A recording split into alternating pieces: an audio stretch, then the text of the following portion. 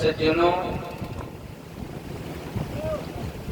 भरत जी हिरण के बच्चे को अपने आश्रम पर लेकर आते हैं। परीक्षित जी ध्यान देना, अभी तक भरत जी मुहूर्त त्रय श्रीमद् भागवत महापुराण के पंचम स्कंध के अष्टम अध्याय के प्रथम श्लोक में 3 मुहूर्त तक, 3 मुहूर्त अर्थात 6 घड़ी, ठीक है ना।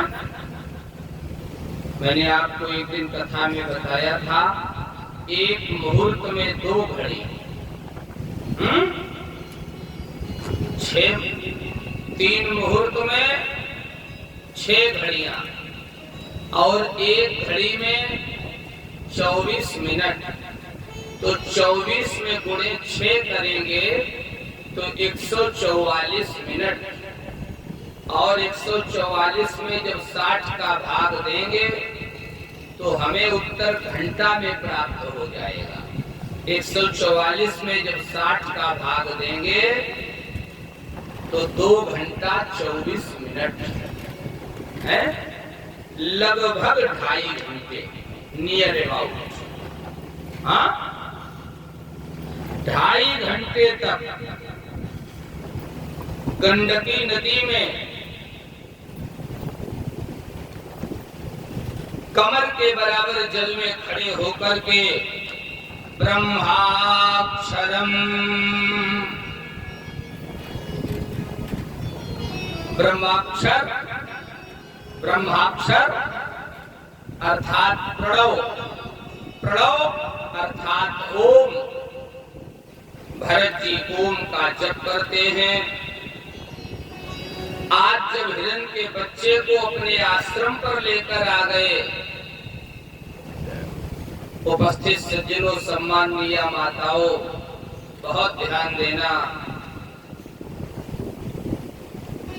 जब अपने आश्रम पर उस हिरण के बच्चे को लेकर आ गए, मृग शावक को लेकर आ गए, तो जो भगवान के भजन का क्रम चल रहा था, भगवान के भजन का जो सुंदर समय चल रहा था, वह धीरे धीरे क्रम और जप का समय कम पड़ने लगा, कम होने लगा। हिरण के बच्चे में ध्यान ज्यादा लगने लगा। बस यही स्थिति है शायद संसार के जीवों की, है ना।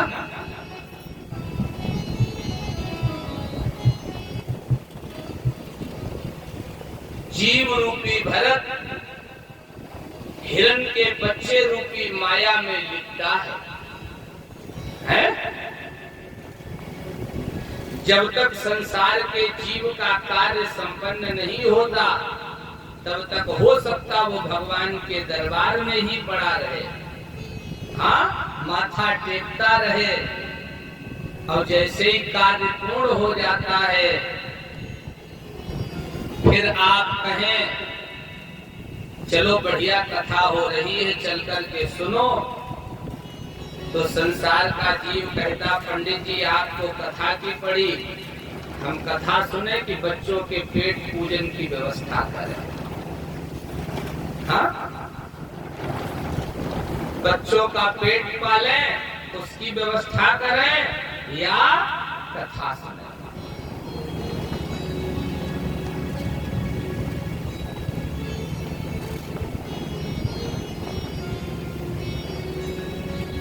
उपस्थित सज्जनों, स्थिति यह बनी, हिरण के बच्चे में मन इतना लग गया,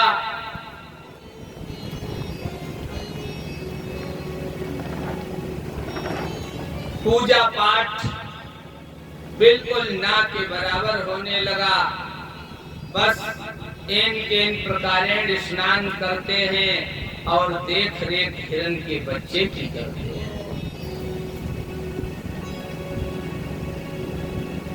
एक दिन स्थिति वह बनी,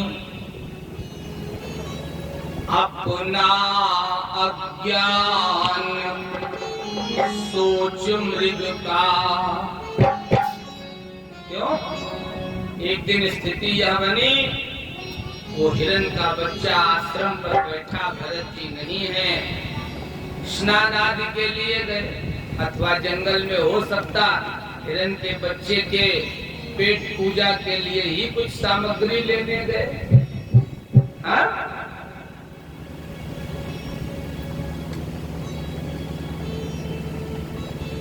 स्थिति यह बनी,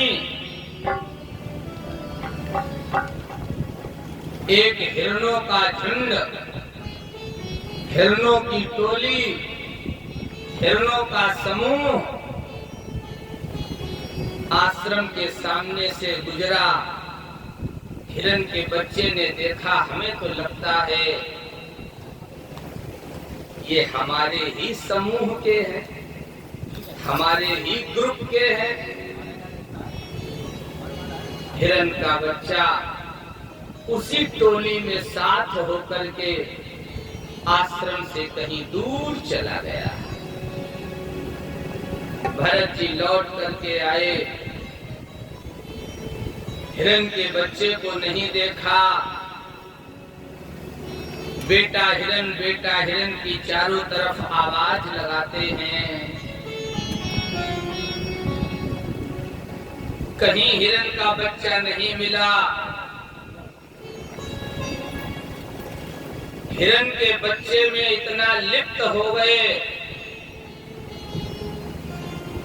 खाने पीने आदि की सब सुधि भूल जाते हैं। अपना अज्ञान सोच मृग का, सब खाना पीना छूट गया।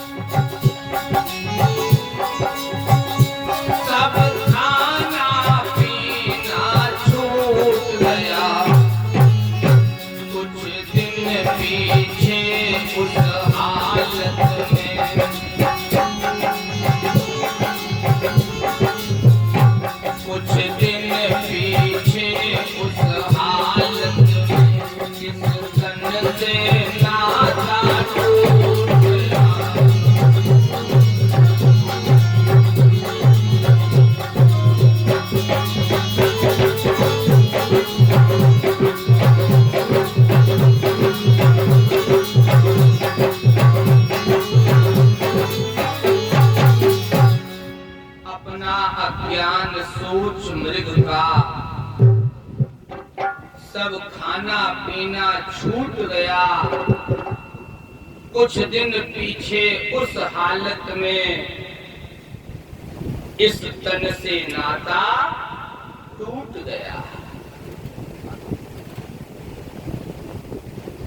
अंतिम समय मृग शावक हिरण के बच्चे का चिंतन करते करते शरीर छोड़ते हैं। परिणाम यह निकला, अगला जन्म इन्हें मृग योनि में मिला। हाँ, ऋषियों ने, विद्वानों ने चिंतन दिया, अंत काल में आपकी मति है ना, अंत काले यह मति और सह गति। अंत काल में आपकी मति, आपकी बुद्धि जहां पर ठहर जाएगी, लग जाएगी, अगली गति आपको वैसी ही मिलेगी। श्रीमद् भगवत गीता है ना, गीता में बहुत अच्छा सिद्धांत दिया गया। यम यम वापि स्मरन् भावम् त्यजत्यन्ते कलेवरम् तं तमेवैति कौन्तेय सदा तद्भाव भावितः। यम यम वापि स्मरन् भावम्, ये संसार का जीव त्यजत्यन्ते कलेवरम, अपने शरीर को छोड़ते समय जैसे जैसे भाव, जैसे जैसे विचार अंतिम समय में उसके पास आते हैं, है ना, तम तमैवैति कौन्तेय सदा तद्भाव भावितः, उन्हीं भावों के कारण, उन्हीं विचारों के कारण उसको वैसी ही गति प्राप्त होती है। शायद इसीलिए, बहुत ध्यान देना, लगभग ये अनुभव सभी समझदार भक्तों के हृदय में होगा। शायद इसीलिए संसार का कोई भी जीव, कोई भी मानव जब इस शरीर को छोड़ता है तो उससे पहले उसके अपने जो हितैषी लोग होते हैं, प्रेमी लोग होते हैं, जो घर परिवार के रिश्ते नातेदार होते हैं, वो जाकर के निवेदन करते हैं, चाचा, ताऊ, बाबा, दादी, जो भी रिश्ता है, अब राम का स्मरण करो, राम राम कहो, कहते हैं, हैं? क्यों? राम का चिंतन करोगे तो राम में मिल जाओगे। आप कहें कोई प्रमाण है? इसी भागवत कथा में प्रमाण है। श्रीमद् भागवत महापुराण के महात्म्य की कथा आप लोगों ने सुनी। धुंधुकारी ने कथा सुनकर के भगवान का चिंतन किया और जब प्रेत योनि से छूटा तो भगवान का धाम मिला कि नहीं है? 7वें दिन जब कथा विराम हुई तो दिव्य रूप धरो जातस तुलसी दाम मंडितः पीतवासः घनश्यामो मुकुटी कुंडलान्वितः। है एक कथा और आप सुनेंगे, अजामिल चरित्र। क्यों? अजामिल ने अंतिम समय में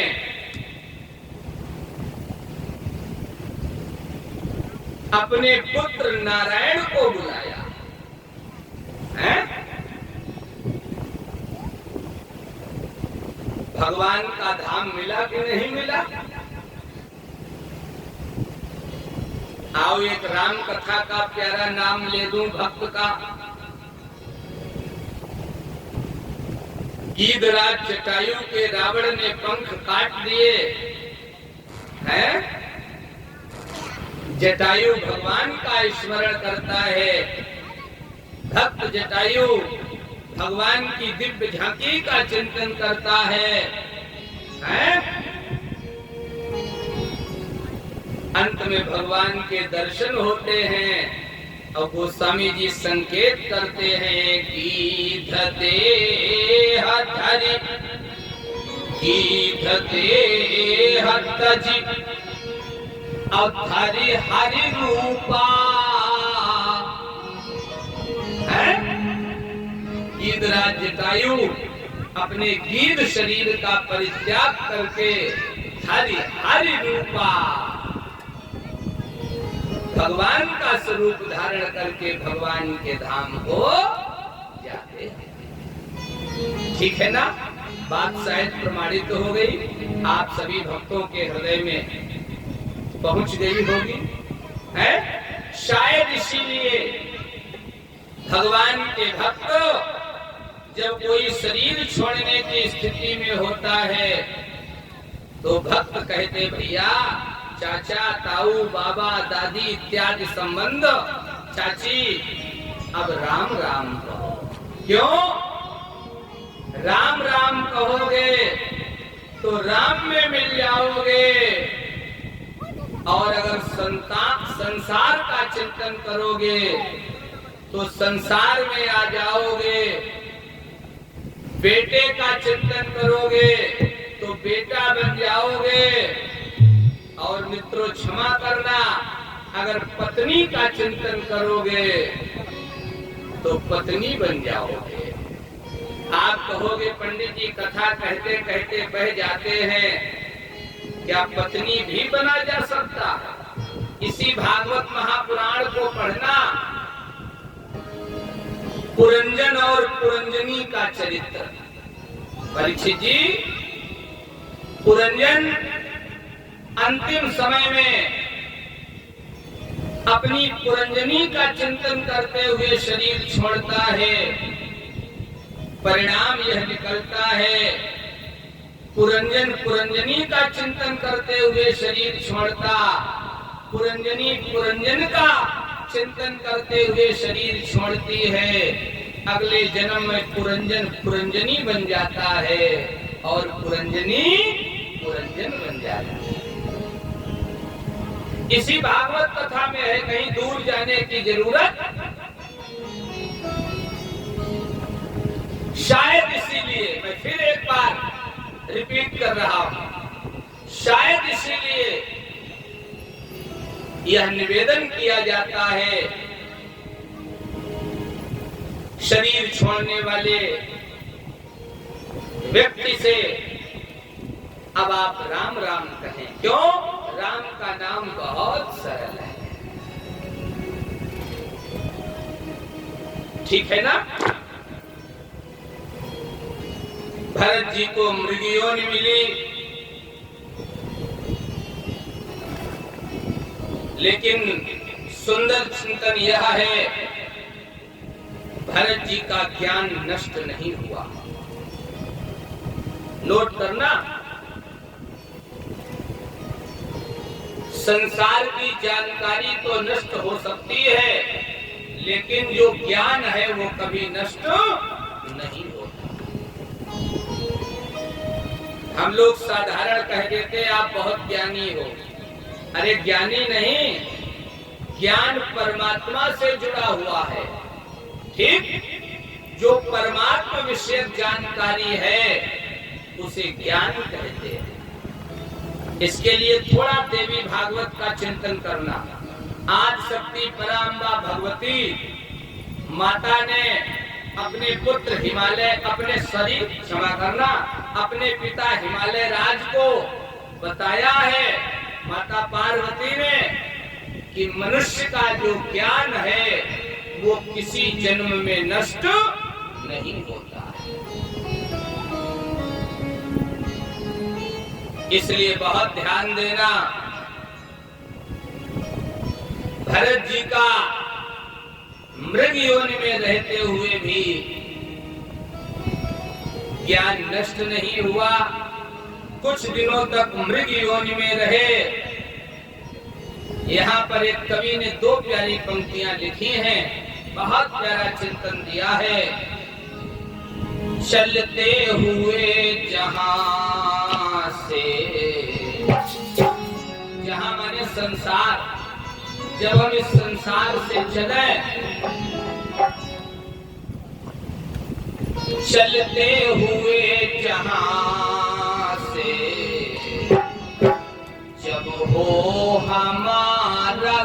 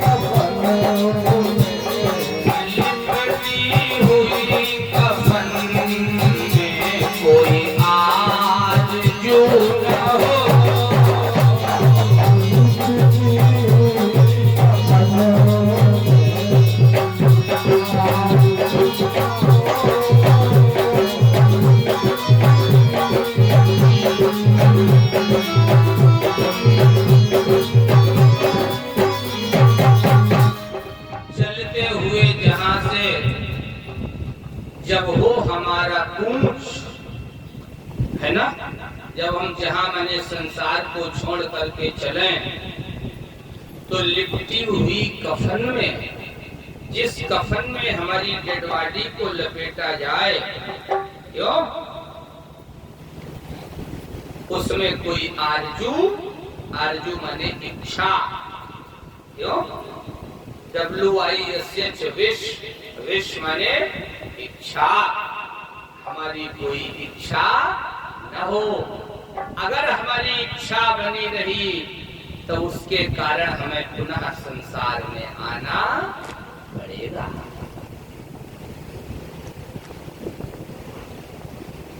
भरत जी मृगयोनि में रहते हैं, कुछ दिनों तक मृगयोनि में रहे, शरीर से नाता टूटा। आंगिरस गोत्र में एक ब्राह्मण के यहाँ जन्म हुआ।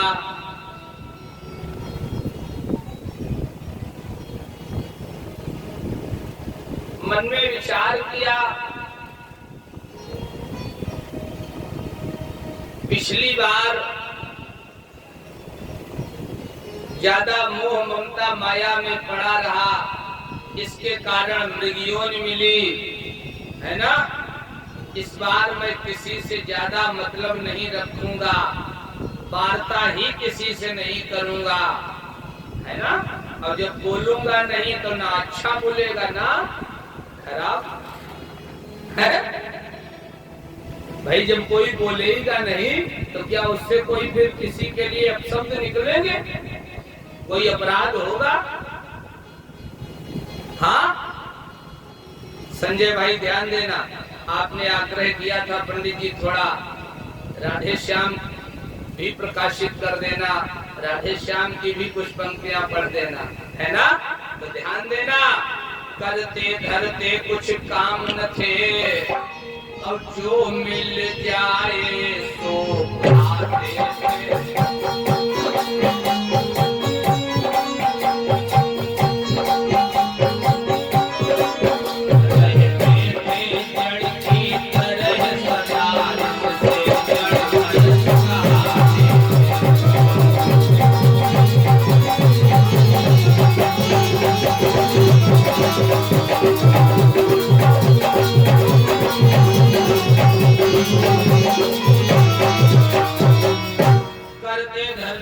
काम न थे, जो मिल जाए सो खाते थे, रहते थे जड़ की तरह सदा, इससे जड़ भरत कहाते थे। नाम रखा गया भरत, है ना। कुछ काम नहीं करते हैं, जड़ की तरह रहते हैं, इसलिए लोग उन्हें जड़ भरत कहते हैं।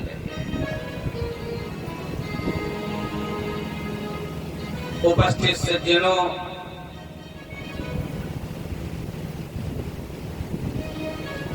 ऐसी कथा है,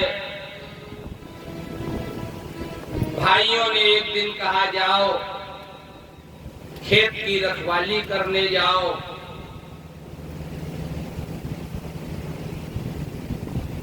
भरत जी खेत की रखवाली करने के लिए गए।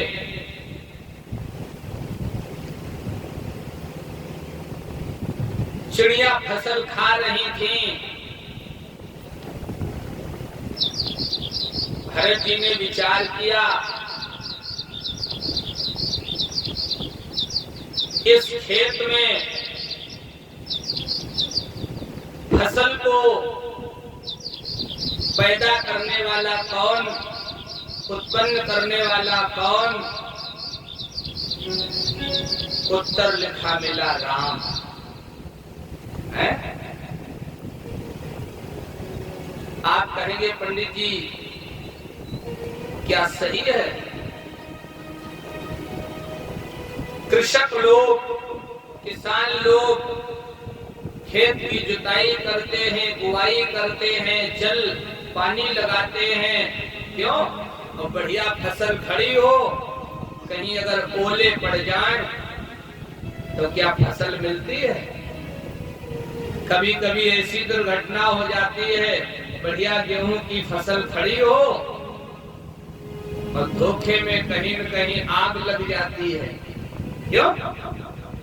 ये मिल तो तभी पाता है जब परमात्मा की कृपा होती है।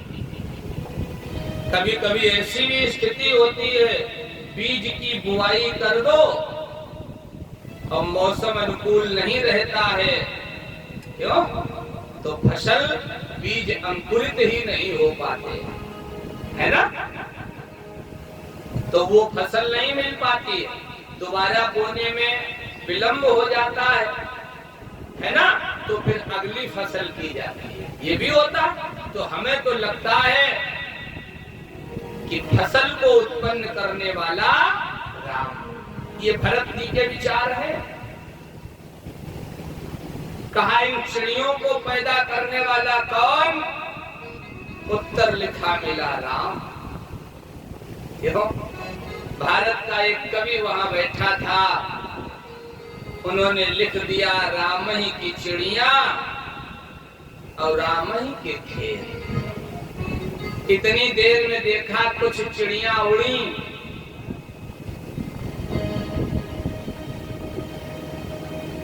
पड़ोस में सरोवर था, तालाब था, वहां जाकर के जल पिया। भरत जी ने कहा इसके मतलब चिड़ियों को जल पीने के लिए तकलीफ होती है। एक कुंभकार के पास गए। कुंभकार बर्तन बनाने वाला, जिसे हम लोग अपने स्तर की भाषा में कहते हैं कुम्हार, है ना? जो घड़े आदि बर्तन बनाता है। बर्तन बनाने वाले के पास पहुंचे, सम्मानित शब्दों में कहा भैया हमें 4 घड़े दे दो। ध्यान देना, जिसके जीवन में साधुता है, जिसके जीवन में सज्जनता है, जो ईश्वरवादी है, हमें तो लगता है उसकी बात कभी कोई टाल नहीं सकता है, अथवा तो टाल नहीं सकता है। हाँ? और उसमें भी भगवान के निमित्त कार्य हो, परमार्थ हो, जिसमें दूसरे का हित हो रहा हो, क्या उसे कोई टाल सकता है? हाँ?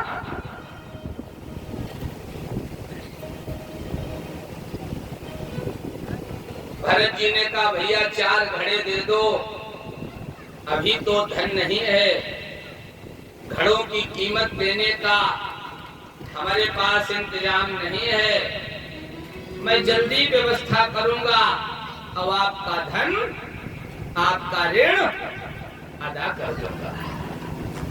कुम्हार ने हाथ जोड़े, भैया अरे बहुत घर बर्तन बेचता हूँ, बहुत धन मिलता है, आप चिड़ियों के लिए जा रहे हो, ले जाओ, पैसा हो तो दे देना, न हो तो कभी न देना।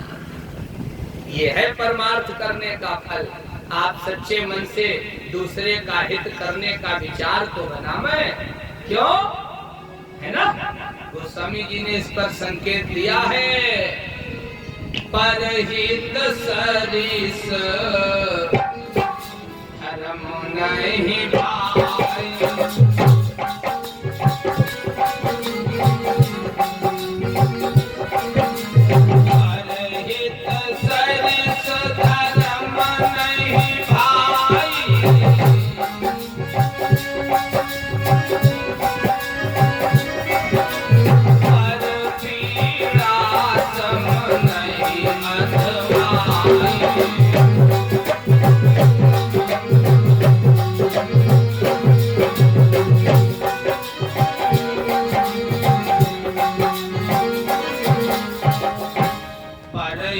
सरिस धर्म नहीं भाई, अपर पीड़ा सम नहीं अधमाई। क्यों? अगर हो सके अपने द्वारा दूसरे के हित की भावना रखना। अरे इतना ही नहीं लिखा, एक तो बिंदु बहुत बढ़िया गोस्वामी जी ने लिख दिया, परहित बस जिन्ह के मन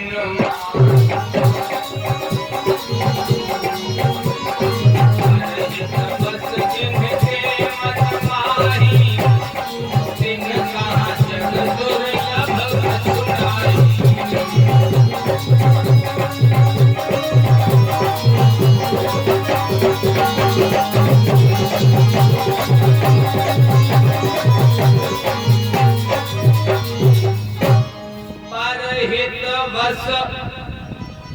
जिनके मन माही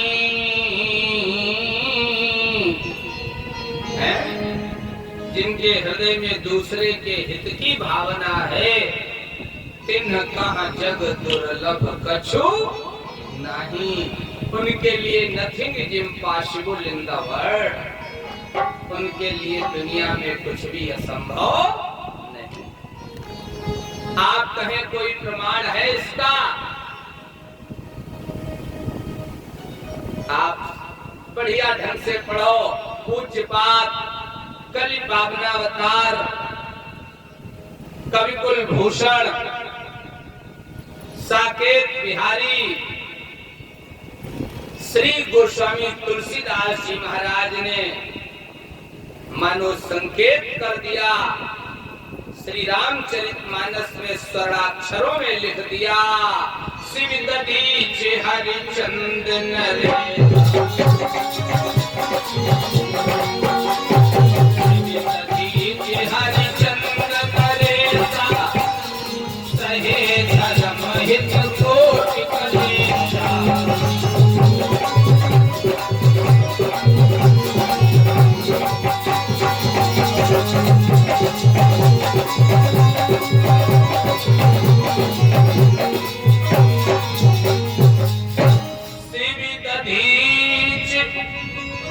हरिचंद नरेसा असहे धर्म हित कोटि कलेशा। क्यों? अगर दूसरे के हित के लिए आप दुख भी उठाते हैं, तब भी याद रखना आपका दुनिया में नाम अमर हो जाए। लेकिन कठिन बहुत है कि नहीं है? हाँ, परमार्थ का मार्ग कठिन बहुत है, धर्म का मार्ग कठिन बहुत है।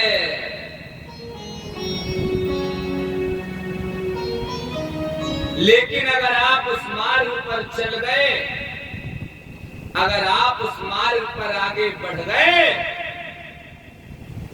तो याद रखना फिर दुनिया में कोई ऐसा व्यक्तित्व तो नहीं है जो तुम्हारा बाल बांका कर पाए।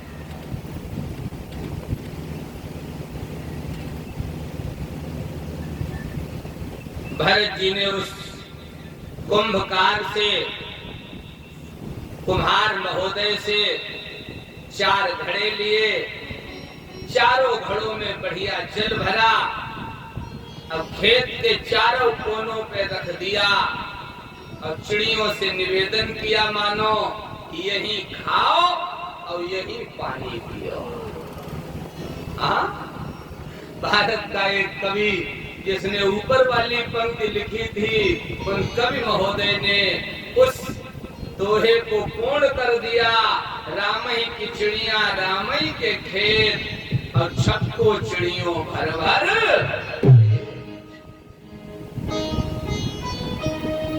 भाइयों ने देखा फसल तो सब चिड़िया खा गई। भरत जी से कहा, अब आप क्या खाओगे साल भर? है ना? खाते भी कम हो। हाँ, किसी किसी की खुराक डाइट बढ़िया होती है। हाँ, उपस्थित से चुनो। भरत जी को बहुत डांटा भाइयों ने, और जब किसी चीज की अति हो जाती है तो फिर मजबूरी में बोलना पड़ता है ना? भरत जी ने कहा, आपके खेत में कितना अनाज होता था? होता था 5 कुंतल माना की।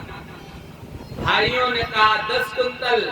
भरत जी ने कहा 10 कुंतल के बदले 20 कुंतल ले लेना, डोंट डिस्कस, बहस करने की आवश्यकता नहीं। फसल काटी गई, थ्रेशरिंग हुई, अथवा तो कंबाइन चली होगी, जो भी व्यवस्था उस समय रही हो, अनाज का ढेर लग गया। सज्जनों, फिर तो ऐसा प्यारा वर्णन है ऐसी प्यारी कथा है। भरत के भाई सारा अनाज लेना चाहते, भरत जी ने कहा 20 कुंतल आप ले लो। बोले जो बचा है वह, कहा ये हमारी प्यारी चिड़ियों के लिए छोड़ दो। है?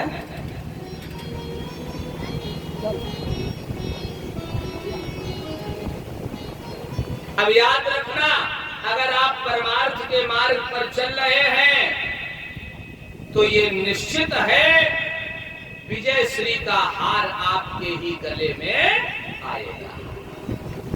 भरत जी की विजय हुई, कुछ दिन और बीते, ऐसा वर्णन ऋषि लोग, संत लोग, विद्वान लोग सुनाते हैं। एक दिन जल बहुत वर्षा, मेघों ने बहुत बरसात की,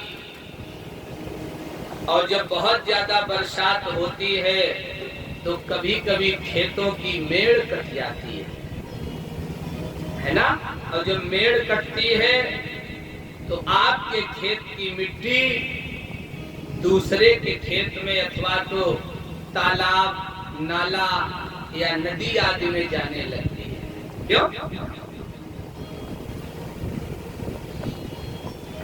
भाइयों ने कहा जाओ जाकर के मेड़ बांधाओ। भरत जी मेड़ बांधने के लिए गए। अब जिसने कभी फावड़ा चलाया नहीं, क्यों, तो क्या जाने, मेड़ बांध रहे थे। श्री व्यास जी महाराज ने श्रीमद् भागवत महापुराण के 5वें स्कंद के 9वें अध्याय में वर्णन किया। अथ कदाचित कश्चित प्रखल्पतिर भद्रकाल्यैः पुरुषं पशुमाल भतापत्य कामः। अथ कदाचित कश्चित प्रखल्पतिर, प्रखल्पति अर्थात डाकुओं के सरदार ने भद्रकाल्यैः, भद्रकाली मैया का पूजन करने के लिए, भद्रकाली मैया को प्रसन्न करने के लिए अपनी कामना जब पूर्ण हो गई, क्यों, तो कहा हम आपको बलि प्रदान करेंगे। तो बलि प्रदान करने के लिए अपने सिपाहियों से कहा, डाकुओं से कहा जाओ देखो कोई मिले उसे पकड़ के ले आओ। अब ऐसी बरसात में वहां परीक्षित जी कौन मिलेगा? हम आप मिलेंगे? क्यों? बेचारे भरत जी वहां भी फंस गए। डाकुओं के सरदार के सामने भरत जी को ला करके खड़ा कर दिया। शरीर तो गीला था, थोड़ा अच्छा और जल डाला, सुंदर स्वच्छ नवीन वस्त्र पहनाए, अच्छा भोजन कराया, तिलक चंदन वंदन करके भद्रकाली मैया के सामने खड़ा कर दिया। भरत जी को क्या मालूम इतनी पूजा हो रही है, विचार कर रहे, हमें लगता है माता रानी बहुत प्रसन्न है। इन्हें क्या मालूम हुए गर्दन पे खड्ग चलने वाला है। भरत जी को भद्रकाली मैया के सामने जब खड़ा किया, डाकुओं के सरदार ने खड्ग हाथ में ले ली। तब भरत जी ने कहा, मां मुझे मरने से डर नहीं लग रहा, लेकिन मैंने सुना है, क्या यह सच हो जाएगा? बलिदान नरसिंहों का देखा गया, बलि बेदी पे बकरे चढ़ाए गए। आज तक आपने देखा किसी ने सिंह की बलि चढ़ाई है? अरे सिंह की बलि चढ़ाने जाओगे उससे पहले आपकी बलि चढ़ जाएगी, है ना। और बकरा बेचारा कमजोर होता है? उसकी बलि चढ़ जाती है। बलिदान सिंहों का देखा गया, बलि वेदी पे बकरे चढ़ाए गए।